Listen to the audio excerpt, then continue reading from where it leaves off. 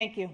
Let's turn now to the issue of immigration and border security. President Biden, a record number of migrants have illegally crossed the southern border on your watch, overwhelming border states and overburdening cities such as New York and Chicago, and in some cases causing real safety and security concerns.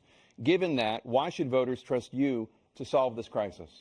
Because we worked very hard to get a bipartisan agreement that not only changed all of that, it made sure that we are in a situation where you had no circumstance where they could come across the border with the number of border police there are now. We significantly increased the number of asylum officers. By the way, the Border Patrol endorsed my position.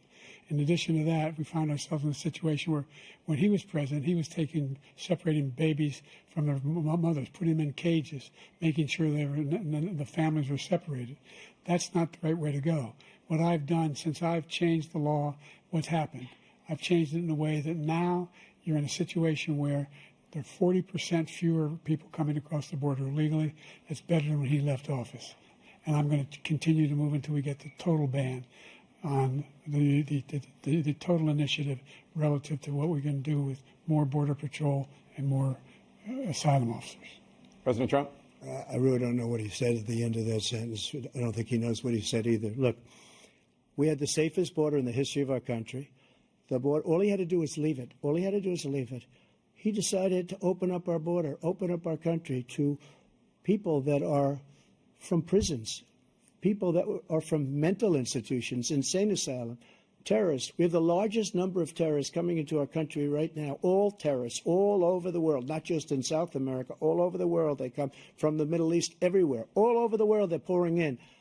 And this guy just left it open. And he didn't need legislation because I didn't have legislation. I said, close the border. We had the safest border in history. In that final couple of months of my presidency, we had, according to Border Patrol, who is great, and by the way, who endorsed me for president, but I won't say that, but they endorsed me for president.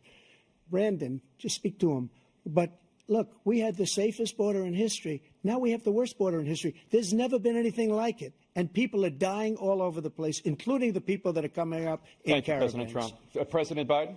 The only terrorist who's done anything crossing the border is one who came along and killed three, under his administration, killed an al-Qaeda person come in his administration, killed three American soldiers. That's the only terrorist that's there.